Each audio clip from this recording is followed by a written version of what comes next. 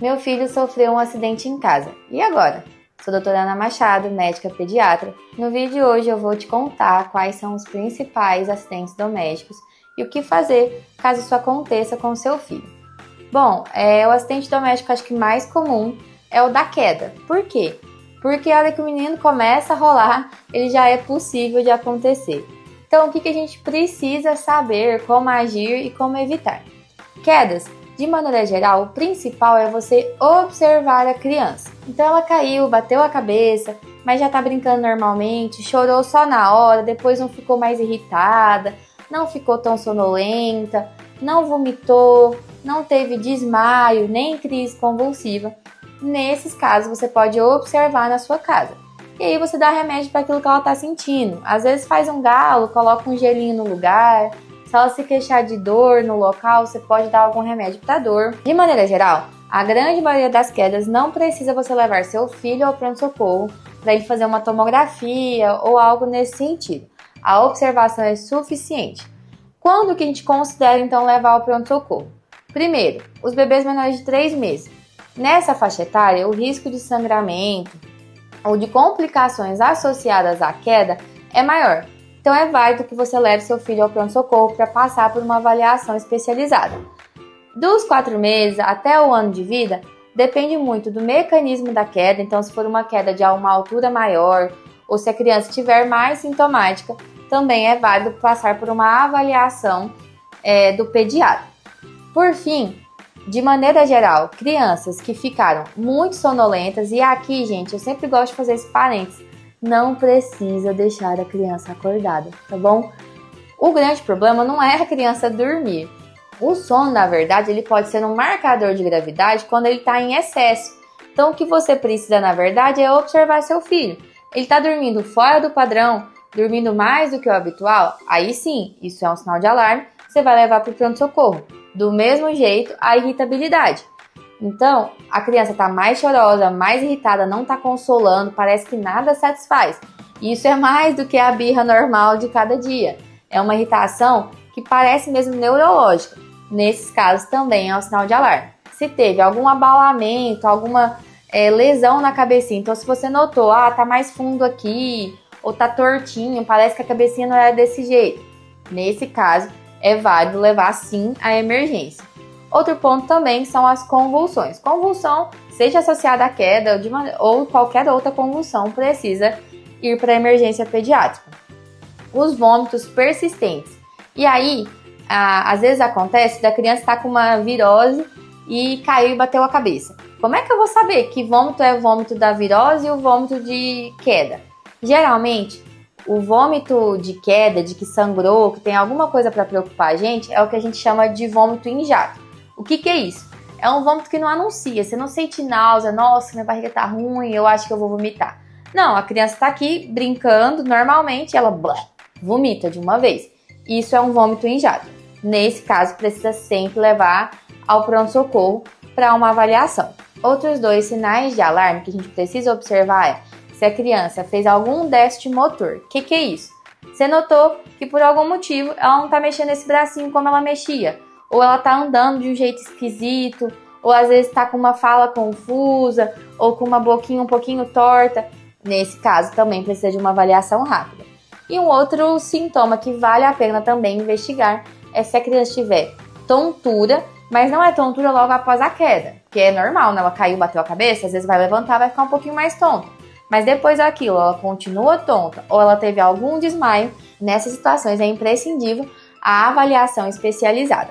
Bom, mudando de acidente doméstico, as intoxicações exógenas, elas também são bastante comuns. O que é isso? É quando a criança ingere alguma substância que ela não deveria.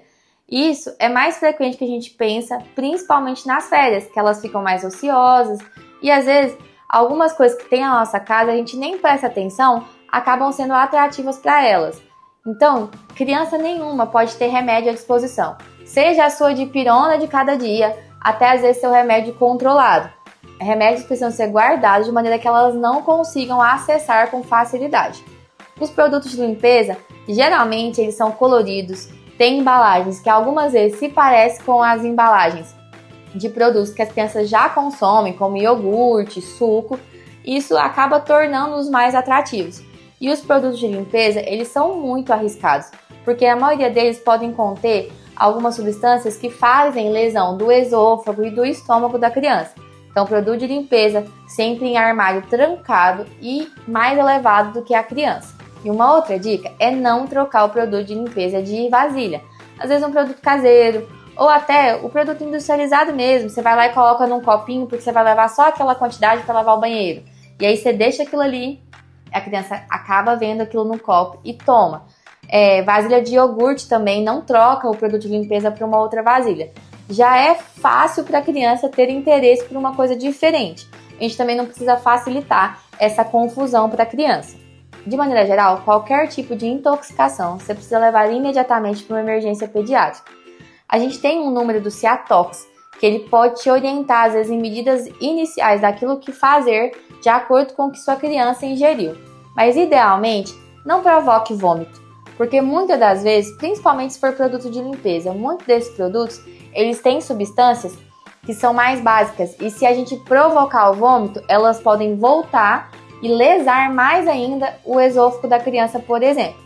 Outro acidente doméstico comum são os cortes. Às vezes a criança se rala ou algumas vezes ela pode até brincar com tesoura ou faca sem você perceber e aí fica a dica, nem tesoura nem faca podem ser acessíveis para a criança. E o que você faz de maneira geral? Se foi uma situação de que ela ralou um cortinho mais superficial, lava com água e sabão, faz às vezes um curativo oclusivo só para parar de sangrar e vida que segue, cuidados normais com a ferida. Agora, se for um corte mais fundo, se perdeu muito sangue, nesses casos é válido a avaliação do médico para ver se não vai precisar suturar, que é dar ponto naquela ferida. Outro acidente bastante comum são as queimaduras, e elas geralmente acontecem na cozinha. Então, de maneira geral, gente, criança não tem que ficar na cozinha. Ela só entra na cozinha acompanhada. Por quê? Porque às vezes você está ali fervendo uma água. E aí você saiu para pegar alguma coisa. A criança acha aquilo interessante, bate no fogão, derrama e queima. Ou às vezes você está esquentando a própria mamadeira, esquentou o leite ali para fazer a mamadeira, deixou a mamadeira esfriar. Para a criança, aquilo lá é o que ela está esperando. Ela vai lá, pega e acaba se queimando. E as queimaduras, de maneira geral, elas exigem um tratamento prolongado. Algumas vezes precisa fazer debridamento, que é tirar aquela pele morta para que aquela pele não enrugue, não fique com sequela, a criança não perca a mobilidade daquele membro.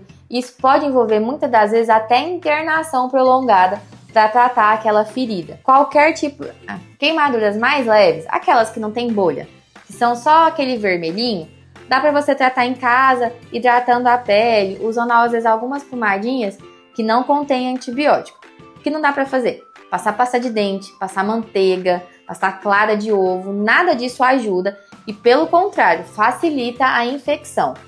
Queimaduras de segundo grau, que são aquelas que já tem bolinha, ou às vezes queimaduras até mais graves, que você vê uma lesãozinha preta mesmo assim, escurecida, sempre precisam de uma avaliação médica, de preferência um cirurgião, para ver se não precisa debridar aquela ferida. Outro acidente bastante comum é o afogamento. O afogamento, ele é uma causa totalmente evitável e tem sequelas muito desastrosas. E criança, gente, ela não precisa de grandes volumes de água para afogar. A criança pode afogar no balde. E por quê? Porque elas literalmente têm uma proporção de cabecinha maior do que o corpinho. Então, algumas vezes, dependendo da idade do seu filho, se ele tropeçar e cair com o rostinho no balde, ele não tem força no corpinho para poder se levantar. E qualquer minuto submerso pode acabar com sequelas ou até a morte. Então, o que a gente orienta? Banheira, balde, sempre esvaziar. Ah, mas eu só vou ali fazer alguma coisa. Não, você esvazia imediatamente. Ah, estou enchendo a banheira porque eu vou dar banho no meu filho. Você sempre vai deixar ele supervisionado. Aula de natação é kit essencial para a criança. A partir dos 6 meses, seu filho já pode aprender a nadar e ele deve aprender a nadar. Por quê?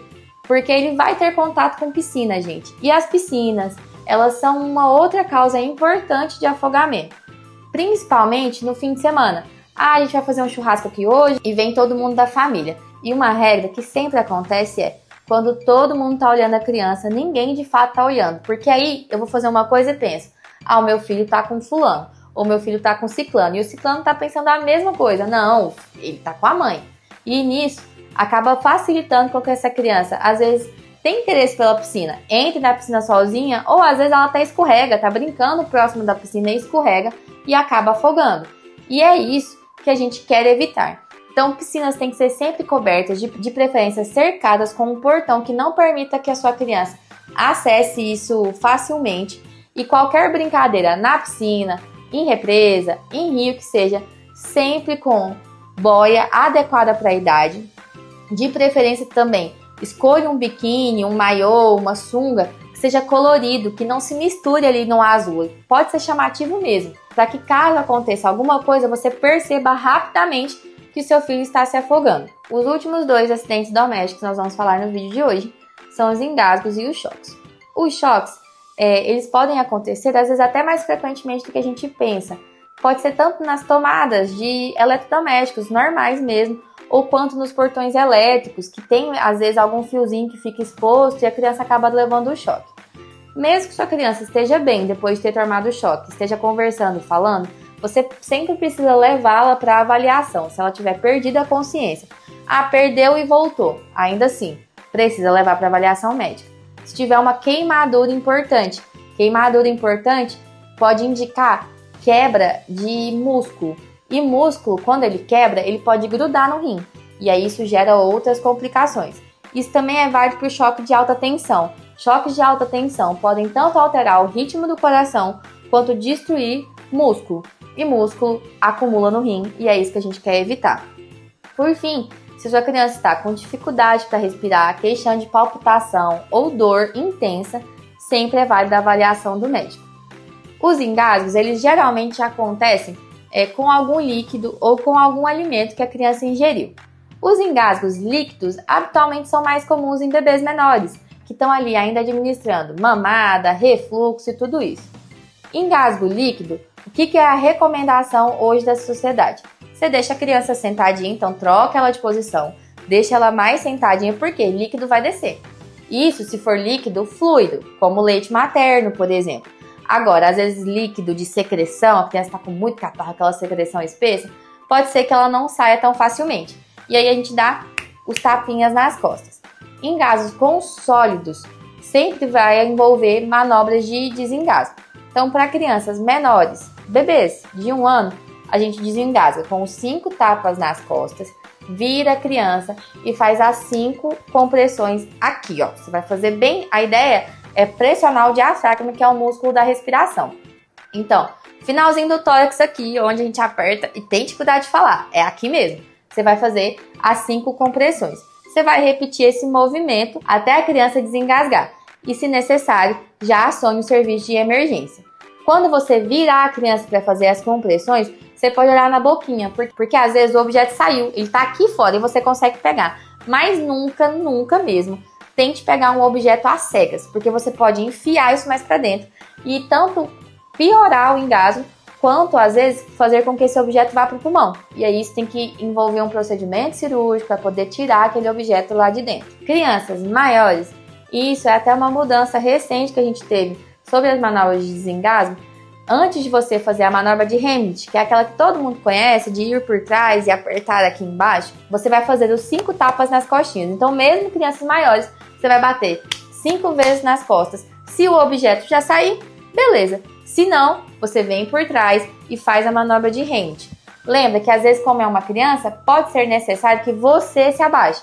Então, o importante é que você consiga firmar de maneira satisfatória para você fazer esse movimento. Então, você vai encostar aqui no diafragma, no mesmo lugar da criança menor. E você vai empurrar, para literalmente pressionar o diafragma e fazer com que o alimento, o objeto que esteja ali obstruindo a via aérea da criança saia. A criança ficou roxinha, parou de respirar, sempre acione o serviço médico.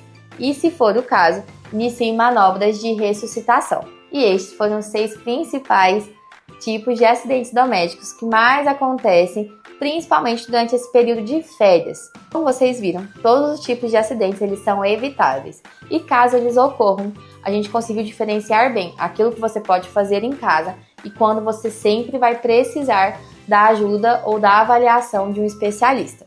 Eu tenho certeza que você aprendeu alguma coisa com esse vídeo. Assim compartilhe com alguém que também vai aproveitar dessas informações. E não se esqueça, se inscreva no canal e ative o sininho para não perder os próximos vídeos. Até mais!